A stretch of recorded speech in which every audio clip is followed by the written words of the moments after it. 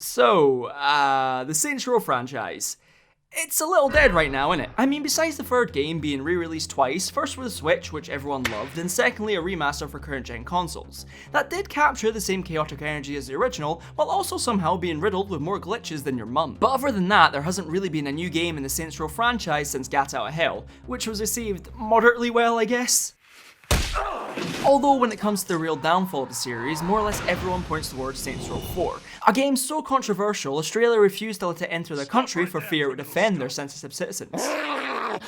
Now originally Saints Row 4 was just going to be a DLC expansion pack for Saints Row the 3rd, called Enter the Dominatrix. Again, sex plus pop culture equals funny, give us the Game of the Year award, you cowards. The DLC was actually announced on April 1st as an April Fool's joke that somehow quickly turned into the next big thing for Saints Row 3. However, at that very same time, Saints Row's publisher, THQ, was experiencing some slight financial problems. And because the third game made more money than your average Mr. Beast video— Hey, Mr. Beast here. Today we're gonna buy the blood of the innocent. Let's do it. THQ seen the DLC Volition was working on and must have thought it would be a fantastic way to print that sweet dollar. So they decided to stretch this presumably short DLC expansion into a full-length game where the NPCs struggled to drink their monster energy. Do you know what a MILF is? Yes. Ironically enough, THQ supposedly wasn't a fan of the third game, with the president Jason Rubin, Sandwich, saying in interviews that he thought it was perhaps a tad embarrassing, and questioning why it couldn't be more like Red Dead Redemption or Skyrim. Yeah! So with that being said, did THQ manage to publish a game they were happy with? Well, no. They went bankrupt and gave the game rights to Deep Silver. But don't worry guys, Jason got the last laugh, stealing THQ's very own giant purple never mind. Anyway, with Saints Row 4 now firmly in the hands of Deep Silver, an announcement trailer was released in March of 2013 to a fairly decent response from fans, and then in August the game burst onto the scene. But the big question here was, did the game make the ghost of THQ proud? Well, if being able to utilize an alien probe to fire unsuspecting citizens into the night sky with Aerosmith playing in the background doesn't make you proud, I just don't know what will. No, don't pull! No! Ah!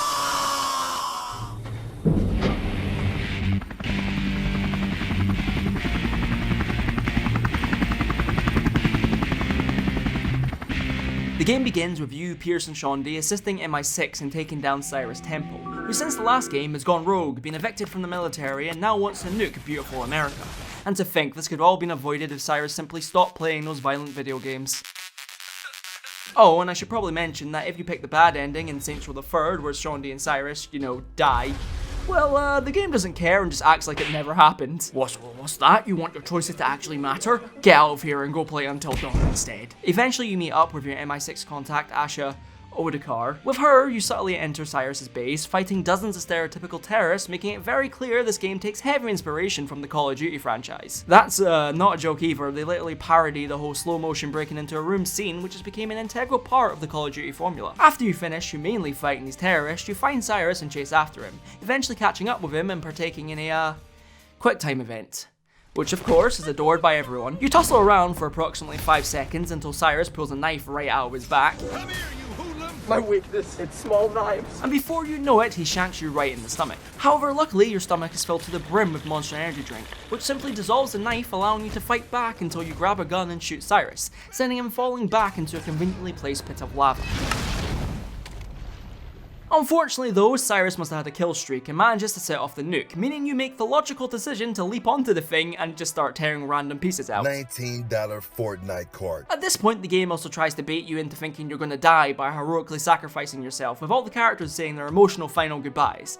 But then you realise the game's 15 hours long and not 15 minutes. Also, yes, I made the exact same joke in the Saints Row 3 video, but if this game can recycle stuff, then so can I. Bafflingly, your flawless technique works out and the missile gets sent off course, meaning America is safe for another day. You, on the other hand, come crashing down into the White House, and then we cut to 5 years later where you're somehow the fucking President of the United States. I mean, to be fair, I would have loved to have seen their political campaign. Now, as you can tell, the Saints run a lovely establishment filled with nothing but the finest strippers and the occasional tiger, not to mention all your favourite Saints Row characters are here, like Kenzie, Shaundi, Pierce, a returning Benjamin King, who's the former leader of the Vice Kings and now best-selling author, and Keith David, a real-life actor who was in Halo and also starred in the Golden Globe winning horror film Smiley. You know, the film with Tesco Value Slenderman.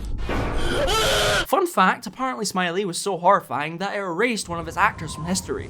Truly, this is cinema. Keith also voiced Julius from the first 2 games, so the running joke here is that he reminds everyone of Julius. Anyway, you're informed the American public isn't too fond of you, and shockingly, you're losing in the polls. So you decide to hold a press conference where you can hopefully get the public back on your side and convince them to Pokemon Go to the polls. Okay, that was fucking terrible. But before you can do any of that, aliens invade. Because, Independence Day, I guess. They start abducting all your crew while you fight your way through all the aliens currently invading the White House, making your way outside so you can get a better idea of what's going on. You shoot down another shoehorned reference and finally confront Zinyak, the alien overlord of the Zin Empire, who, like most great villains, is British.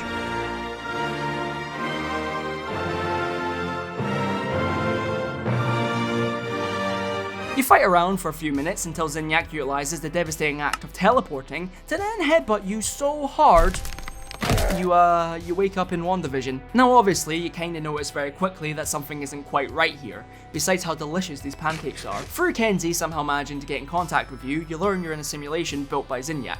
Again, another completely original idea. Eventually, the simulation glitches in more ways than one, and you attempt to escape this 50s inspired hellhole the only way a sociopath knows how. How'd that work out? You keep on causing chaos until Zinyak gets bored of watching you ruin his favourite Disney show and decides to dump you in a simulation of Steelport instead, along with sending in whatever the fuck these are supposed to be to keep an eye on you. Fast forward around 20 minutes though, and you've now managed to unlock superpowers along with being able to leave the simulation. You wake up naked and confused aboard the alien mothership, which seems like a mandatory requirement in these games now. You stumble your way around fighting off aliens until Kenzie and Keith David manage to rescue you, proceeding to fly away from the alien spaceship as Kenzie makes another dated reference. Do a barrel roll! Let's just throw it on top of the pile. After escaping Zinyak, you start to put together a plan to not only save the rest of your crew, but also the entire world. Huh. Never mind. You know, I'm not gonna criticize it because I just killed everyone on Earth. If they can hang on for a little bit longer, I guess, you know, more power to them. It's at this point I would like to remind everyone watching that these games used to be about a purple street gang. I genuinely think Volition lost their minds developing this game. Sure, Saints Row the Third wasn't exactly sane by any stretch of the imagination, but it was nowhere near as unstable as this game, having at the very least a somewhat engaging story and clear-cut characters with a fairly interesting narrative arc throughout that kind of balanced out all the insanity that was going on. Whereas Saints Row 4 breaks the scales and feels like it's made up of every drug known to mankind mixed in with the colour purple. Seriously, the game is a drug-fueled fever dream from start to finish that just gets increasingly more and more intense as you play it, which is fine for a short period of time or even intermittently, but this game is 15 hours long and every hour is more nonsensical than the last. Sure. In other words, I felt like my head was about to spontaneously combust playing this. Now, as you can probably tell, because the world is, kind of fucked, you end up spending the majority of the game causing havoc within the simulation of Steelport, which is the exact same map as the last game, with the only added bonus being it's constantly nighttime and you have some inspirational quotes littered around the place. Great stuff. However, the biggest selling point here is the fact that you now have a plethora of superpowers at your disposal, like running faster than the Formula 1 car or being able to jump higher than the Burj Khalifa. Not to mention, you can also freeze anyone in sight, set everything on fire, or just casually use the Force to get rid of your problems. And you know what? Yes, these powers make the gameplay incredibly fun. Like, it's hard to argue that I didn't enjoy running around the place launching random NPCs into the stratosphere. But even though these new powers are a lot of fun to play around with, it doesn't mean they don't have their issues, with the biggest being that most guns and vehicles now are fucking useless. Seriously, for the most part, there's absolutely no point in using guns when you can just turn any alien you see into an invertebrate, and even less point in using cars when you can just run across the map quicker than it takes the average American to eat a Big Mac. I mean, the game effectively turns you into Superman, and when was the last time you seen him rock up with a Desert Eagle? Oh, well fuck me then. Like, I barely used any cars throughout my time playing this game, only using them on the rare occasion to listen to my mixtape. Welcome to the Cum Zone. Only cum. It's a shame too, because it's obvious there's been a decent amount of detail gone into both aspects, with there being a huge variety of cool and unique weapons that you can customize and upgrade, like the highly praised dubstep gun. Blood's pumping now. As well as cars having a huge array of customizable options which ultimately nobody cared about because, wow, look at me, I'm a fast man. quick. Thankfully though, not all the customization goes to waste because the character creation is still great, even though it's just recycled from the last game. But ignoring that, you still have a metric ton of customizable options here, with an almost endless amount of variety from different hairstyles, mental outfits, and of course some classy tattoos. I mean, from the looks of that guy, I'm not shocked he has that tattoo. I'm hoping it's Sharpie. What the fuck is a YouTuber? Someone that just YouTubes? As well as the returning feature to be able to enhance your penis size. Change? Yeah. Big change. This means you can pretty much make your character look like whatever or whoever you want. Like you can be a classy businessman if that's your thing, a steampunk, whatever the fuck this is supposed to be, a weird superhero, the Mandalorian? And oh, what the fuck? Little piggy, you're gonna go to heaven right now, and you're gonna turn into a... Now once you're done giving your character the latest designer clothes, you can then continue with the main story and go rescue all your friends before they're turned into alien sex slaves. Oh wait, never mind, hang on. The game wants you to go play a few new activities first. Guess all your friends are gonna have to wait a little bit longer while you unlock this radio tower. Basically at the start of the game, you spend a few hours learning about all the new activities and side content you can do, which will gain you some extra cash that you can put towards upgrading your abilities, or just buying several life-size cutouts of Tobey Maguire. I mean, hey, it's your money. What do I need now? Cash.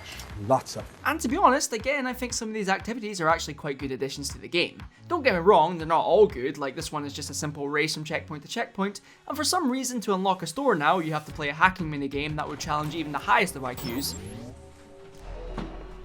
Despite this though, there are some activities that I really enjoy playing as they utilise your newfound powers in somewhat interesting and fun ways. I mean, they aren't mind-blowing or anything, and I don't think I would go out my way to play them, but when I did play them, they were never a chore to do and offered something a little different from the core game. Like, as far as generic side content goes, it does its job well at shoveling that sweet dopamine into my brain. Then Volition kinda ruins it by dumping in a bunch of recycled activities from the last game.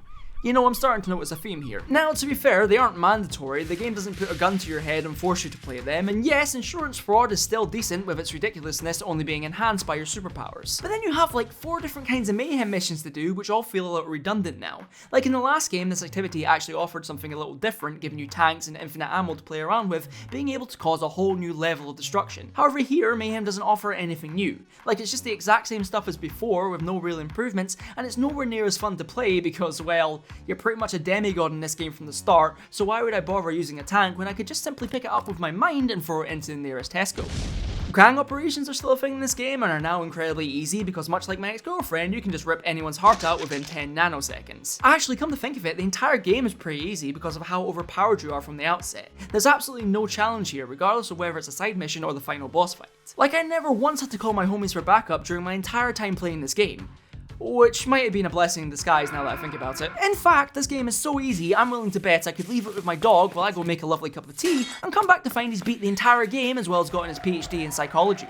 Speaking of which, I probably should talk about the main story at this point now, given the video's already been quite long. And to be honest, this is where my main issue with the game is. The story fucking sucks. Sure, this wasn't made with the intentions of giving you a fantastic cinematic experience, it was created to capitalise off the success of the third game by making everything even more ridiculous and absurd. However, in doing that, Saints Row 4 loses any sense of its own identity, just becoming a downright strange amalgamation of out-of-place parodies and dated references to much better games and films. The first half of the game is dedicated to you rescuing your crewmates from the simulations they've been trapped in, with each character's simulation meant to represent their deepest, darkest fears, which sounds really cool on paper, but in execution these missions are just surface level stuff at best, being about as interesting to play as watching a mukbang. And anything remotely serious is quickly booted away in favour of fighting a giant energy drink. Now I know there's going to be comments about how I'm taking the game way too seriously, it's supposed to be dumb fun, I should just enjoy it for what it is. And full disclosure, I love dumb stuff. I mean, Spider-Man 3 is unironically in my top 10 films for a very good reason. Ooh, my spider sense is tingling. If you know what I'm talking about.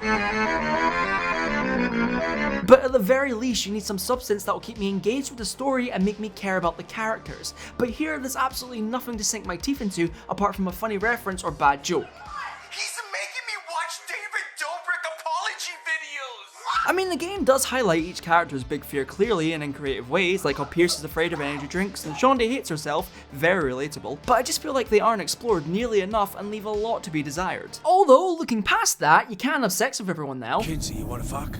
Let's go. which instantly makes the game a 9 out of 10 in my book. Gameplay wise though, these rescue missions are probably the best part of the game as they strip away your Superman-like powers and provide something different, making them feel like a breath of fresh air. I mean, for as much as I don't like the constant parodies and pure insanity, if I switch my brain off and don't think about it, these sections are actually quite fun to play. Like the whole Streets of Rage segment you play while rescuing the now alive Johnny Gat was surprisingly well done, being really enjoyable and a unique way to retell some of his backstory. Oh yeah, Johnny Gat's now alive here. His death gets retconned, so instead of dying in the last game, he just gets abducted years earlier.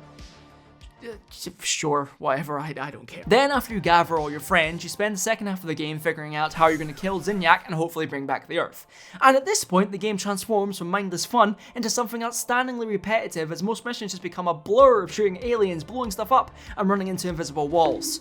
You know, the essential stuff. Sure, I love blowing stuff up as much as the next pyromaniac, but after doing that for hours on end, fighting the exact same enemies over and over again with no real change to the gameplay, you just become a little numb to it.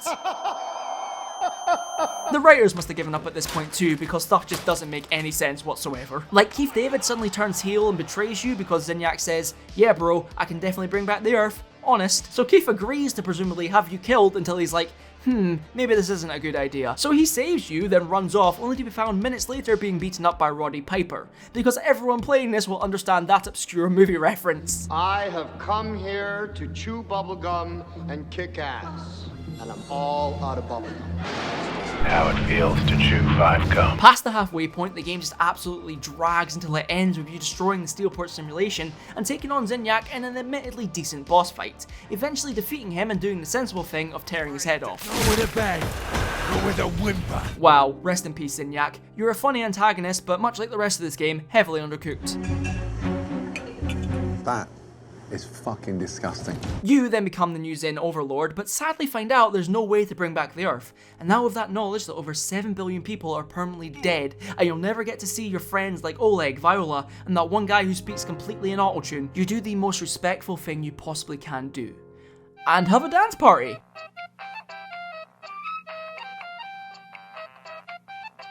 Oh, yes! Oh, and before I forget, there's also a secret ending that hints towards time travel or something. I don't care anymore. Honestly, I think the best way I can sum up Saints Row 4 is just by saying it's fun, but nothing else. The game isn't completely horrible. There are aspects here that I really enjoyed, like the superpowers are flawed but fun to play around with, some activities are enjoyable, and the comedy is a little better than previous outings. Then again, that wouldn't be too hard. But the game absolutely falls apart with how boringly easy it is, train wreck of a story, heavy reliance on pop culture memes, repetitive nature, and the fact it's more loud and mindlessly insane than any YouTuber. A classic example of a loud equals funny. Even sweeping all these issues to the side, there is still one massive problem with this game. It's just Saints Row the Third. The graphics are the exact same, the map is the exact same, the customization is the exact same, and overall Saints Row 4 just feels like a DLC which really overstays its welcome. Get out! As I said at the start of this video, ever since this game came out, there hasn't been another addition to the series besides a rumoured 5th game that's probably locked in purgatory somewhere.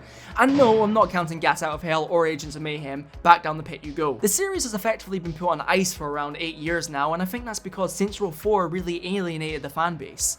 Sure, the third was divisive to say the least and it had its limitations, but it wasn't this. Then again, after saying all of that, the game still sold a shit ton of copies, got mostly positive reviews, and even Angry Joe gave it an 8 out of 10. So what do I know? This person doesn't know what the hell he's doing.